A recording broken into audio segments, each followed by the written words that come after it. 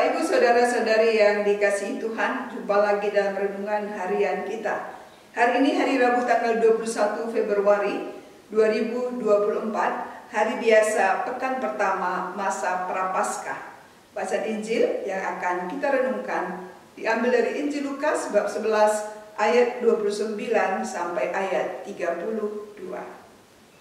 Ketika orang banyak mengurumuni dia, berkatalah Yesus, orang-orang zaman ini adalah generasi yang jahat. Mereka meminta suatu tanda, tetapi kepada mereka tidak akan diberikan tanda selain tanda Yunus. Sebab seperti Yunus menjadi tanda untuk orang-orang Niniwe, demikian juga Anak Manusia akan menjadi tanda untuk orang-orang zaman ini. Pada waktu penghakiman, Ratu dari selatan itu akan bangkit bersama orang-orang generasi ini dan menghakimi mereka juga. Sebab Ratu ini datang dari ujung bumi untuk mendengarkan hikmat Salomo, dan sesungguhnya yang ada di sini lebih daripada Salomo. Pada waktu penghakiman, orang-orang Niniwe akan bangkit bersama generasi ini dan menghakimi mereka, sebab orang-orang Niniwe bertobat ketika mendengar pemberitaan Yunus, dan sesungguhnya yang ada di sini lebih daripada Yunus. Demikianlah sabda Tuhan. Bapak Ibu Saudara-saudari, tema permenungan kita hari ini, kepekaan batin memahami tanda kasih Tuhan. Ada kalanya manusia sulit percaya jika kurang bukti dan tanda. Manusia cenderung menuntut bukti dan tanda untuk mempercayai seseorang atau suatu hal. Manusia terkadang sulit percaya jika belum melihat tanda atau bukti dengan mata kepala sendiri. Permintaan akan tanda menjadi sebuah dasar untuk percaya. Dalam Injil yang telah kita dengar, Yesus mengomentari sikap orang banyak yang mengerumuni dia tetapi tidak mau percaya dan bertobat. Yesus berkata, angkatan ini adalah angkatan yang jahat. Mereka menghendaki suatu tanda, tapi kepada mereka tidak akan diberikan tanda selain tanda Nabi Yunus.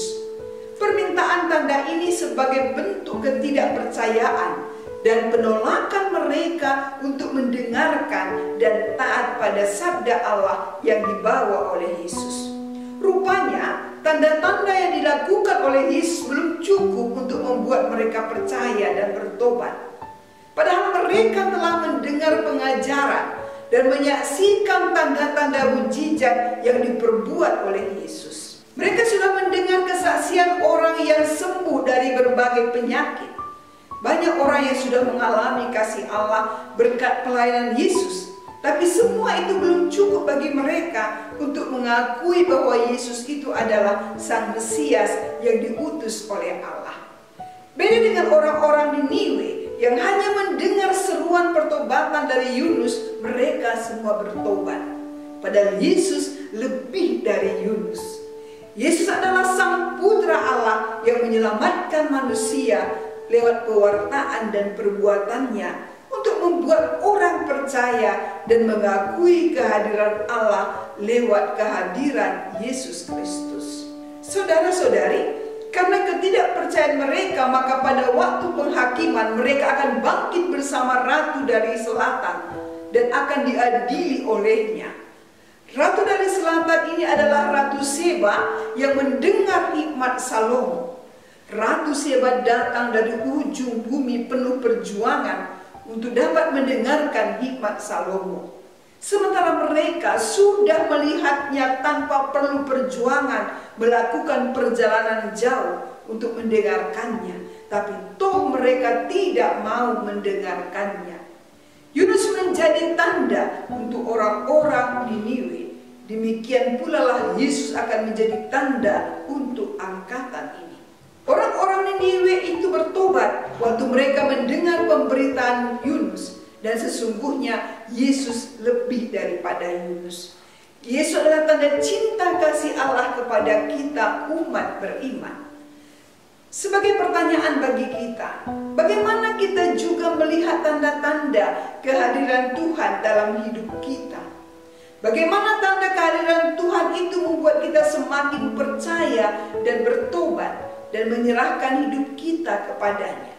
Saudara-saudari, masa Prapaskah ini adalah saat mengasah dan mempertajam kepekaan rasa dan hati kita untuk melihat tanda-tanda kehadiran Tuhan dalam hidup kita.